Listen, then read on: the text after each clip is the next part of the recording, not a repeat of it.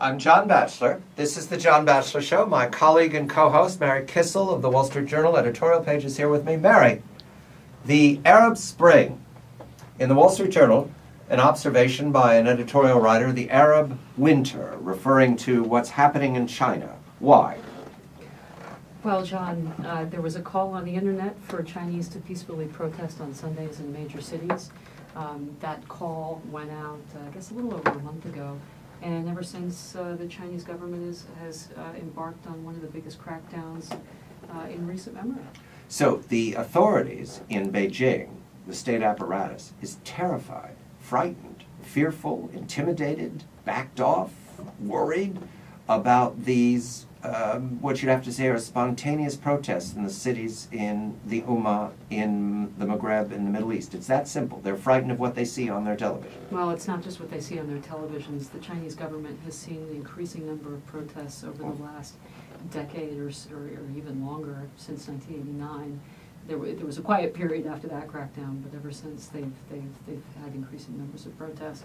I think the really scary thing about this crackdown is that we've seen a real uptick in quote-unquote disappearances, and that's when people simply are disappeared into the security apparatus. We don't know where they go, we don't know how they're treated. Several have come out and told horrific stories of torture. And in this particular instance, the party seems to be targeting human rights lawyers. And that's a very, very severe message to send to pro-democracy advocates, because the message is even the law, what basic law there is in this country, will not protect you. No law, no order.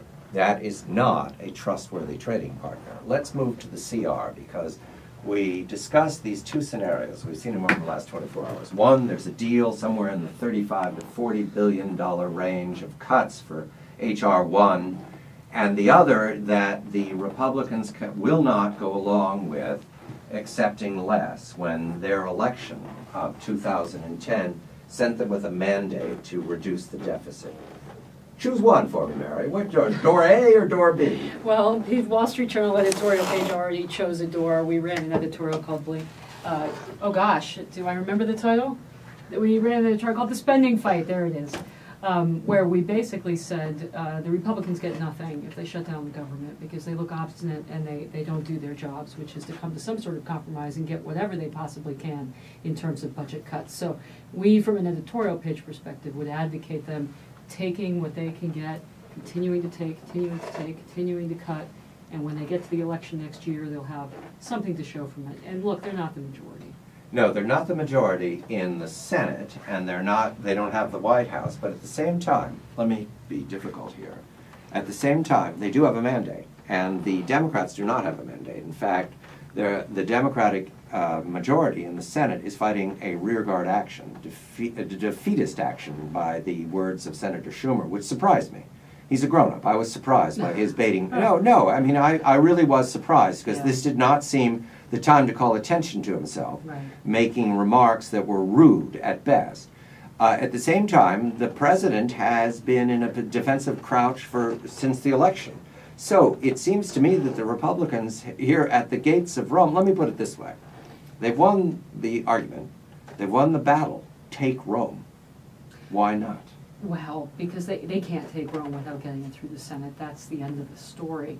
I think the only real danger here for the Republicans is if they can't control some of the younger members and make the argument that I just laid out to you earlier, that it makes sense to take what you can get and not to muddy the waters with these so-called social riders that we discussed in an earlier segment. All right, I'll accept. Don't take Rome this time, but Hannibal made that mistake once upon a time, and it didn't end well for Hannibal. All right, on from CR to a story I have not watched, and you have, Mary. Yes. This is Fannie and Freddie, that are both of which describe the black hole center of the United States budget. Yeah, they are the toxic twins. We had a real shocker earlier this year when Treasury Secretary Tim Geithner came out with a white paper, and he said, basically, we have to get rid of these two institutions. This is what the editorial page has been arguing for 2 decades, and the Treasury Secretary supports it. So he laid this gift out on the table for Republicans, and what did House Republicans do this week? they didn't take that gift. They basically nibbled around the edges. They laid out a series of bills, and none of them actually eliminates Fannie and Freddie. The Republicans say, "Oh, don't worry about it. We're going to do it. We're gonna issue more bills." But this tactic, I just don't understand. Now, eliminating Fannie and Freddie means we're going to go to a private mortgage system and use.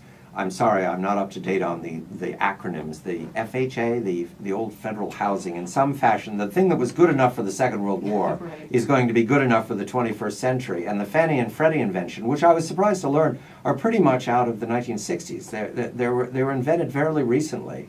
They are retired. That mechanism is retired. Well, it is a confusing web of institutions. There's Fannie Mae, Freddie Mac, Federal Housing Organization, Ginnie Mae, any number of organizations, but the main two were Fannie and Freddie in this recent crisis that were guaranteeing mortgages that they shouldn't have been guaranteeing, with backed by taxpayers. They basically had an unfair advantage over the private market. But you raise a great question, which is, if we get rid of Fannie and Freddie, is there another government-sponsored mortgage monster out there that will just eat up all that business and continue to let government dominate the mortgage market? And the answer is yes. That's the Federal Housing Authority. And by the way, House Republicans are not addressing that either. The GSE, the government-sponsored entity, that's another way of talking about the fact that you can't fail. That's what happened in the crisis. Now, there is a response from the Obama administration, this is roundabout, watch how I do this, Mary, to the mortgage crisis, and that is Elizabeth Warren herself. Elizabeth Warren, herself. our favorite. We push the Elizabeth Warren button and the bobblehead doll starts to move. Okay, Elizabeth Warren has been talking in her own favor, I understand. Well, first we need to say who she is, for those who don't know. She's the President of the United States' best friend and has more power than anything but the teachers' unions, right? She's a fellow law professor, Right. Except from Harvard, not Chicago, who was brought in to staff up a new consumer protection agency. But she doesn't officially run it. President made a special appointment to bring her in. She's a special counselor to the President. She has And not passed, yes. She also sort of reports to the Treasury Secretary. Right, sort of, who didn't really want her at Treasury, so she runs, all right. to, yeah. Now, she's been speaking again in favor of this slush fund. Is there a polite way of saying what she wants to create? $20 billion to extend underwater mortgages indefinitely, which is, of course, part of the Fannie and Freddie nightmare, right? The Obama team has been struggling with how to get the housing market going again. They've been trying all sorts of things to pay people to stay in their homes. None of it has worked. Now you have Elizabeth Warren coming in with the Department of Justice, HUD, and some state attorneys, and they're trying to browbeat banks into paying people to stay in their homes. Did I read a headline that the banks don't like this? No, the banks don't like this at all. Yeah. I don't really think that it's definitely open to legal challenge. Let me put it that way. All right, and I saw the very distinguished head of JP Morgan Chase say, no, never, Yeah. not going to Yes. happen. Not Right. going to happen. Pay people who are underwater on their mortgages but are still paying. Forever. Still paying the bills. Right, We want to right. bail them out. He said, no way. It's all. Now, taken. does the collapse in the housing market month to month, the numbers keep plunging, does that mitigate Elizabeth Warren's power in any fashion? No, because she's going to go and say, you know what? You need me more than ever to protect you. Mary Kissel of the Wall Street Journal's editorial page. Elizabeth Warren will be back. The bubble-headed doll goes back into the garage here. I'm John Batchelor. This is The John Batchelor Show.